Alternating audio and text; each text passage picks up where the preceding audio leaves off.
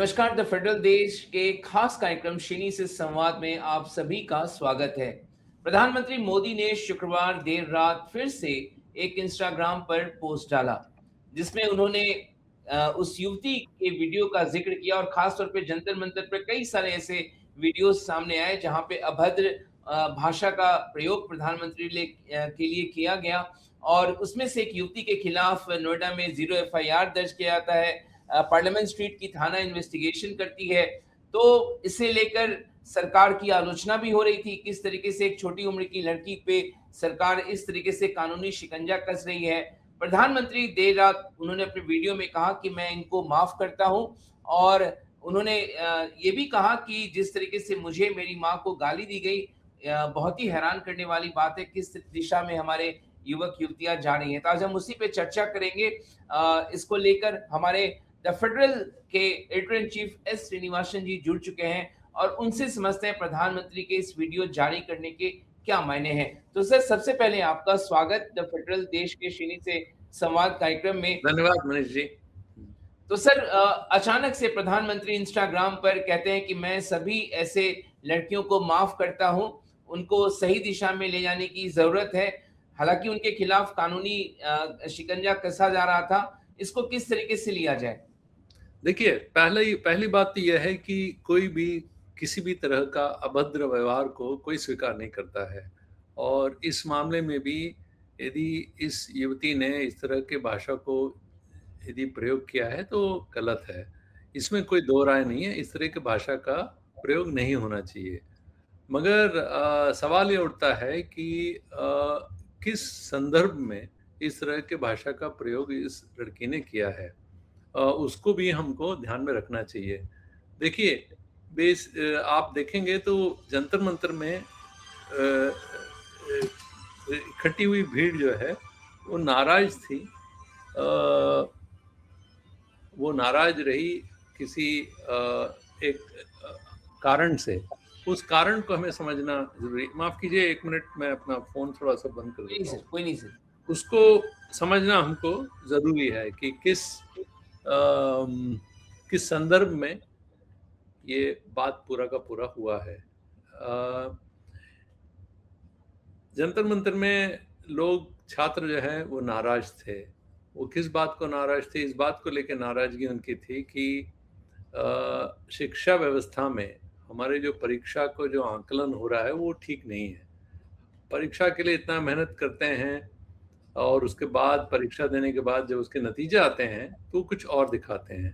तो एक तो वो बहुत बड़ा एक मुद्दा है, मगर उस मुद्दे के पीछे कई सारे और मुद्दे छुपे हुए हैं। जैसे मैंने पहले भी कहा था, कोई एक मुद्दा वाला ये किस्सा नहीं है।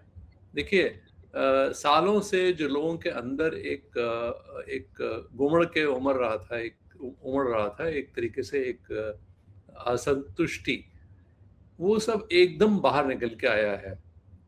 क्योंकि अभी तक क्या था कि एक डर का माहौल था और ये था कि क्या खुले तौर से कोई अपने विचार इस तरीके से क्या रख सकता है। तो क्या हुआ है कि वो सब एकदम फूट के बाहर आया है। और दूसरा, हमको ये समझना होगा हम वार्तालाप किस समूह के लोगों से कर रहे हैं। देखिए, ये जेन जी है और ज़्यादातर ये शहरी बच्चे हैं। ये गांव वाले बच्चे नहीं हैं, शहर के बच्चे हैं। और ज़्यादातर इनका जो रख-रखाव या रहन-सहन जो है शहर का है और शहर के स्कूलों में जाते हैं। और कई घरों में माँ-बाप शायद दोनों ही नौकरियों में जाते होंगे। तो इन लोगों का जो पूरा का पूरा जो पालन हुआ है, वो एक नए संदर्भ में हुआ है। एक तो ये डिजिटल युग में बड़े हुए हैं। तीसरा, इनको किसी बात का डर नहीं है। और वो, जैसे इसके पहले कहा जाता है कि इसके पहले मिलेनियल्स हैं, वो थोड़ा-सा मिलेनियल्स मतलब इनसे पहले जो आप कह सकते हैं जो पीढ़ी रही होगी, उन बच्चों के बारे में कहा जाता है। उसके पहले, बहुत पहले तो बेबी बूमर्स में कहा जाता है। मिलेनियल्स है, कई तरह के इस तरह के डेफिनेशंस हैं। उन लोगों में एक थोड़ा-सा एक रिस्पेक्ट था बड़ों के प्रति, एक आदर का भाव, वो सब था। मगर जो जेन ज़ी है, वो इसमें बहुत ज़्यादा विश्वास नहीं रखता। और वो चीज़ों को जैसा समझता है वैसे उसको सामने रखने का आदी है। और सोशल मीडिया ने इसको बहुत ज़्यादा बढ़ावा दिया है। और उस तरह के बच्चों का जब वहाँ पर जमावड़ा हुआ और उनका एकदम गुस्सा फूट पड़ा, तो उसमें कुछ बच्चे ऐसे भी हैं जो अनफॉर्चुनेटली मैं कहूँगा, ऐसा होना नहीं था, उन्होंने प्रधानमंत्री के बारे में इस तरह की बातें कही हैं। कहा नहीं जाना चाहिए था, मगर उसको हम कोई भी उसका समर्थन नहीं कर सकते हैं, मगर उसके साथ कैसे उसका व्यवहार कैसे किया जाए, ऐसा यदि हुआ है तो। प्रधानमंत्री ने अपने तरीके से कहा है कि ये बच्चे गुमराह हैं, गुमराह हो गए हैं, इनको हमें रास्ता दिखाना हमारा काम है। और ये उनके वचन हैं। मगर क्या ये तरीका इन बच्चों से डील करने का सही तरीका है? क्या ये बात को समझेंगे ऐसे कहने पे? मुझे लगता है कि ऐसा नहीं है। जेन ज़ी की सोच एकदम अलग है। उनको यदि आप कोई बात बताते हैं और उनको समझाने की कोशिश करते हैं, उनको डाँटते हैं, टपटते हैं और डराने की कोशिश करते हैं, उन सब से तो कोई असर नहीं होने वाला है। उनको उनकी भाषा में बात करना होगा और वो भाषा क्या होगी, वो क्या इडियम होगी, वो कई लोग अभी समझने की कोशिश कर रहे हैं। कई घरों में तो माँ-बाप अपने बच्चों को लेके इस बात से बड़े चिंतित हैं कि उनको कैसे जो है, कैसे उनका परवरिश किया जाए, कैसे उनको समझाया जाए। एक दूसरी बात इसमें हमको समझनी होगी, हम लोगों को जो हम मैं तो 60 की उम्र के उसमें आ गया हूँ। कई लोगों का ये था कि देखिए, जो बच्चे हैं शायद हमेशा जो है सेल फ़ोन में डूबे रहते हैं, डिजिटल एज में लगे रहते हैं। उनको शायद बहुत सारे जो आज की ज़िंदगी में जो हो रहे हैं, उनका कोई ज्ञान नहीं है। देखिए, ये एकदम गलत है, ये बात वहाँ पर उभर के आई है। जो बड़े लोग नहीं कर सके, जो बाकी पीढ़ियाँ नहीं कर सकीं, वो इन बच्चों ने कर दिखाया है। उन्होंने पहले तो ये करके दिखाया है कि डर नहीं है उनको किसी चीज़ का। दूसरा, उन्होंने ये बताया है कि वो बातों को अच्छे से समझते हैं और वो ये नहीं कि ऊपर-ऊपर से कोई सिर्फ़ रील्स जो हैं वो 30 सेकंड और 1 मिनट के रील्स और बाकी चीज़ें वो इंस्टाग्राम में देखते रहते हैं, मगर इश्यूज़ को वो समझते हैं। उनका ध्यान जो है बहुत गहराई तक जाता है और उन्होंने कुछ चीज़ों को पकड़ लिया है। क्या पकड़ा उन्होंने? ये समझना ज़रूरी है। पहला, उनका ये सोचना है अकाउंटेबिलिटी, मतलब किसको दोषी ठहराया जाना चाहिए, किसकी ज़िम्मेवारी है। उनका ये सोचना है कि देखिए, सरकार ये जितने परीक्षाएँ होती हैं, एनटीए है, नेशनल टेस्टिंग एजेंसी है और ये सब परीक्षाएँ कराती हैं और उसको पूरा कराने का ज़िम्मेवारी यदि उनकी है, तो फिर अकाउंटेबिलिटी भी उन्हीं की है। उनको ज़िम्मेदारी लेना चाहिए और सिर्फ़ सरकार ने क्या किया, 30-40 जो हैं अफ़सरों को या तबादला किया, कई लोगों को नौकरी से हटा भी दिया, मगर उससे संतुष्ट नहीं हुई जेन ज़ी। उनका ये माँग थी कि पॉलिटिकल अकाउंटेबिलिटी होनी चाहिए।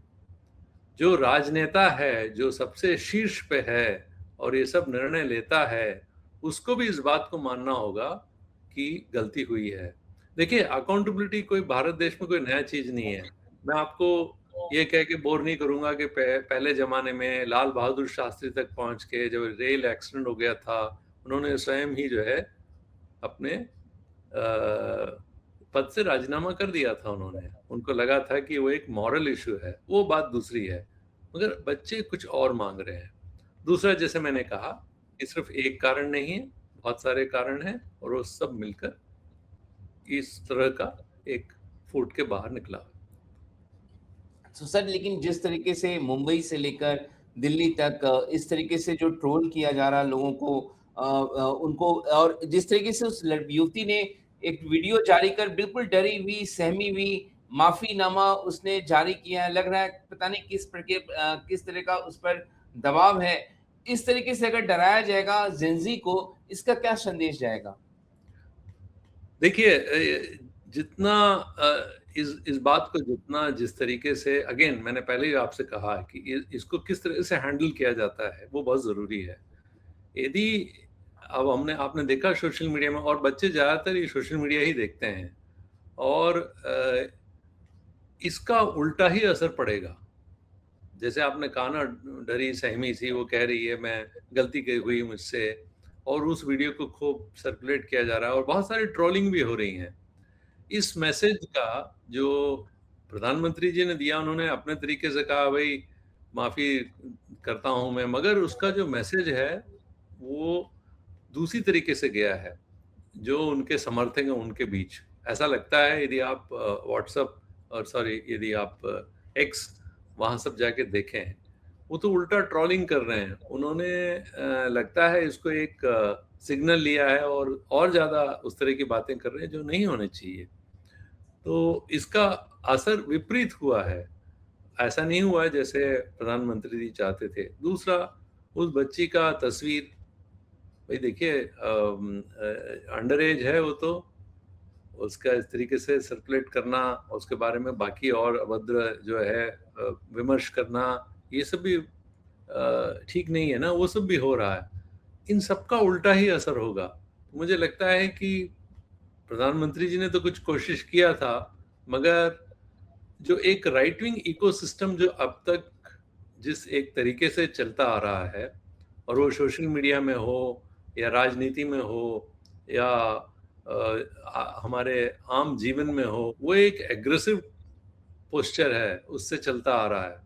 और हर चीज़ का उनका यही एक फ़ॉर्मूला है कि जाके उसका तुरंत एक बड़े ज़ोरदार तरीके से विरोध किया जाए।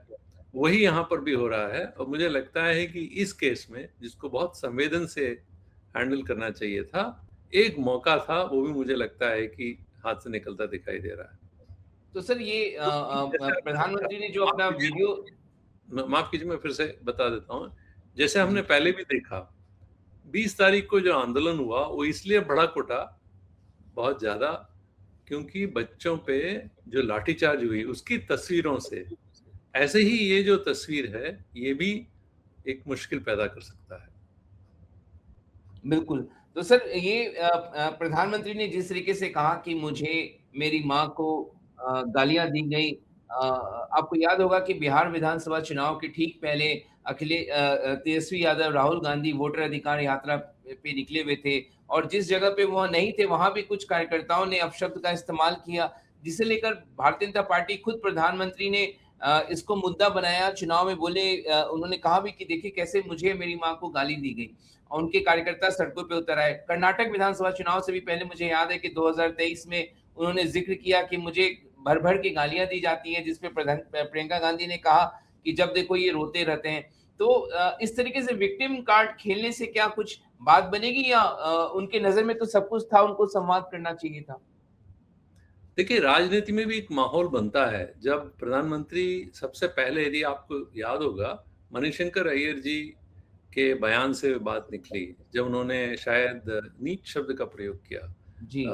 मगर उनका कहना था कि कुछ कॉन्टेक्स्ट कुछ और था और उसको दूसरी तरीके से लिया गया, उसको तोड़-मरोड़ के प्रेज़ेंट किया गया, वो उनका कहना है। मगर वो काफ़ी, आपने देखा उसका काफ़ी वो हुआ, लोग काफ़ी नाराज़ हुए कि इस तरह के बात प्रधानमंत्री के ऊपर नहीं किया जाना चाहिए। आपने कई सारे जैसे और भी यहाँ भी एग्ज़ाम्पल दिए हैं, प्रधानमंत्री ने क्या-क्या उनके जो गालियाँ वो कह रहे थे हमारे माँ को दिया, बिहार में जो हुआ चुनाव के पहले, कर्नाटक में हुआ। देखिए, अब ये एक एक आम वो बन गया है, 2 चीज़ें हैं। ये जो चीज़ें हैं, अभी तक तो राजनेताओं के खिलाफ था। तब तक तो वो चलता रहा अब तक। मगर जब वो एक आम आदमी के ऊपर आता है, या वो भी इस तरीके एक विद्यार्थी के ऊपर आता है, एक बच्चे के ऊपर आता है, तो उसका पूरा परिप्रेक्ष्य बदल जाता है। मुझे नहीं लगता है कि जिस तरीके का असर हुआ है, कि भई ऐसा गाली दिया है और जानबूझ के दिया है, उसमें एक राजनीति थी, मगर इसमें ऐसा कुछ नहीं है। उस बच्ची ने कहा, पता नहीं क्या सोच के कहा, मगर कहा, उसके बाद एक रिग्रेट भी उसने दिया। उसके बाद होना तो ये चाहिए कि इस मामले में एक तरीके से पूरा का पूरा जो संवाद है वो ख़त्म हो जाना चाहिए। मगर माहौल अब ऐसा बन गया है कि इतना ज़्यादा पोलराइज़ेशन हो गया सोसाइटी में कि अब तो बात का पतंगड़ हो जाता है। अब ये बात बहुत बड़ी हो गई है और इस पे बहुत विमर्श होगा, सोशल मीडिया में इसको और बड़ा किया जाएगा और जेन ज़ी ये सब बैठे-बैठे देख रहा है। और जब वो गुस्से के मूड में है, हम जैसे मैंने कहा कि वो एक मुद्दे को नहीं, कई मुद्दों को, नौकरी को लेके, सरकारी नौकरी को विशेषकर, क्योंकि वो अपना सोशल मोबिलिटी कहते हैं, अपने ज़िंदगी में वो आगे बढ़ना चाहता है, कोई भी युवा। और आगे बढ़ने का जो तरीका है, वो सरकारी नौकरियों से भी देखता है और ये ज़्यादातर गाँव में ज़्यादा है ये। गाँव में और जो कस्बे में, शहरों से ज़्यादा वहाँ पर लोगों को सरकारी नौकरी की बहुत ज़रूरत है। सरकारी नौकरियाँ हैं नहीं और सरकारी नौकरियाँ जो खाली हैं उनको नहीं भरा जा रहा है। तो वो अपने ज़िंदगी में ऊपर बढ़ने का रास्ता उसको नहीं दिख रहा है। तो वो गुस्सा है, ये सिर्फ़ जैसे यदि unemployment, under employment, economic distress भी है, एक तरीके से दबाव है। जो हमारा देश का जो ग्रोथ रेट है, उसको तो बार-बार बताया जाता है मगर वो काफ़ी नहीं है। और ये जॉबलेस ग्रोथ हुआ है, नौकरियाँ बढ़ी नहीं है और इकोनॉमी का जो है ग्रोथ रेट सर्विसेज़ के थ्रू ज़्यादातर ऐसे ही हुआ है। ये सब चीज़ें जुड़ गई हैं और इसको समझना और उसका सॉल्यूशन निकालना ज़रूरी है बाकी बातों से ज़्यादा। बिल्कुल, बिल्कुल सर। और लेकिन क्या जिस तरीके का एक बड़ा बयान आज निकल कर आया, अजीत डोभाल जो कि सरकार में सबसे ताकतवर शख्स में से एक हैं, राष्ट्रीय सुरक्षा सलाहकार हैं, उन्होंने जेन ज़ी को एक मैसेज देने की कोशिश की कि उनको राष्ट्र हित में पहले सोचना चाहिए और उनको समझना चाहिए कि आज़ादी हमें किस तरीके से मिली है, उसके महत्व को समझें। और उन्होंने ये भी कहा कि पीएम मोदी और अमित शाह हमारे खुशनसीबी है कि ये नेता आज हमारे हमारे नेतृत्व कर रहे हैं। ऐसे बयान से मामला बनेगा या बिगड़ेगा? देखिए, फिर से इसमें समझने की बात ये है कि डोभाल साहब ने ये कहा है कि बच्चों को ये बात को समझना होगा कि फ्रीडम का क्या मतलब है। यदि आपको आप स्वतंत्र हैं, आपको आज़ादी है, तो उसका भी एक मतलब है और उसके भी कुछ बाउंड्रीज़ हैं। और ये जो है, ये थोड़ा-सा जेन ज़ी के लिए भी ये भी दिक्कत वाला है, क्योंकि वो हर चीज़ में फ्रीडम चाहते हैं। उनको अपने रोज़मर्रा के जीवन में फ्रीडम चाहिए। उनको इस बात का फ्रीडम चाहिए कि कोई ये ना पूछे वो कहाँ जा रहे हैं, कहाँ से आ रहे हैं, क्या पढ़ रहे हैं, कितना देर कंप्यूटर में बिता रहे हैं, क्या खा रहे हैं, नहीं खा रहे हैं, है ना? बट इसके पहली जो पीढ़ियाँ हैं उसमें तो लोगों को जो है एक सोसाइटल प्रेशर था। एक पूरा का पूरा जो समाज का उनके ऊपर दबाव था। तो ऊपर से नीचे तक शादी करें तो कैसे करें, खाना खाएँ तो कैसे खाएँ, रिश्ते रखें तो कैसे रखें, स्कूल जाना हो तो कैसे जाएँ, सिनेमा किस दिन को जाना चाहिए, है ना? माँ-बाप को साथ लेके कुछ पिक्चर जब तक बड़े ना हों उनको जो है कुछ तरीके की मूवी नहीं दिखाना चाहिए। तो बहुत कुछ बच्चे जो हैं वो गाइडेड थे। बट आज का जो जेन ज़ी है उस तरीके का नहीं है और वो ना ही इस चीज़ को मानता है वो या मानती हैं, ये बच्चे नहीं मानते हैं। और आपने देखा होगा कोई बहुत सारी बच्चियाँ भी थी उधर और ये जो पूरा जो कहना है जो समाज में एक डिवाइड भी है, अरे भाई लड़कियाँ कैसे कर सकती हैं? ये तो लड़के हो सकते हैं ऐसा बात कहे जाए, बट लड़कियाँ कैसे कह सकती हैं? देखिए ये सब जो ट्रेडिशनल जो हमारी जो सोच है वो सब बदल गया है। बच्चे जो हैं वो उनको समझना होगा और उनसे ये कहना कि आप लोगों को कोई समझ नहीं है ना? और उनको ये भी जो है देखिए वो भी समझते हैं कि हालाँकि उनकी जो बर्थ है वो तो अभी हुई है, जो पैदा तो अभी हुए हैं और जेन ज़ी शायद 30 साल की उम्र तक के बच्चों का है। 30 साल पहले उनको मालूम नहीं है कि क्या हुआ था। स्वतंत्रता के बारे में सही बात है कि उनको नहीं पता, मगर बच्चे आजकल इतने तेज़ हैं, तो आप उनको इस बात से भी गुमराह नहीं कर सकते कि स्वतंत्रता मिला कैसे हमको? स्वतंत्रता सेनानी कौन थे? देखिए, ये सब बातों का उनको ज्ञान है क्योंकि तुरंत गूगल अंकल पे जाएँगे, गूगल पे गूगल करेंगे, व्हाट्सएप करेंगे, उसमें भी एआई है और उनको तुरंत इन सब सवालों का जवाब मिल जाएगा। और जो हमारे देश के बड़े-बड़े बड़े जो हमारे स्वतंत्रता के लिए जो लड़कर जो हमको स्वतंत्रता दिलाई है, उसमें जितने बड़े नेता हैं, उसको भी आपने डिवाइड कर दिया है। देखिए नेहरू जी हैं, वो भी स्वतंत्रता सेनानी थे, मैं उनकी बात नहीं करेंगे।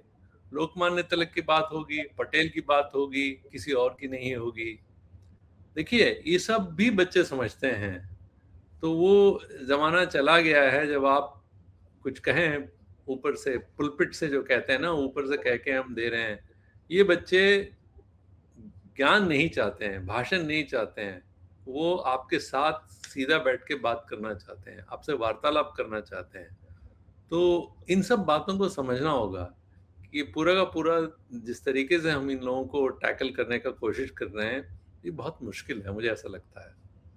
बिल्कुल सर, सरकार को समझना होगा और हम क्योंकि सर इसी पे थ्रस्ट हम रखते हैं, क्योंकि आपने बहुत सारी महत्वपूर्ण बातें कही हैं, लेकिन कुछ और मुद्दे थे, उसको सर हम किसी अन्य डिस्कशन में रखेंगे, क्योंकि हम चाहते हैं कि पूरा फोकस इस जेनजी पे रहे और जो प्रधानमंत्री का वक्तव्य आया है और इसको लेकर जेनजी की प्रतिक्रिया भी आ रही है। तो बहुत-बहुत शुक्रिया सर, द फेडरल देश के लिए आपने समय निकाला और श्रीनी से संवाद कार्यक्रम के लिए, और आपने विस्तार से इस बात को रखी। तो बहुत-बहुत शुक्रिया सर इस चर्चा में जुड़ने के लिए। शुक्रिया, धन्यवाद।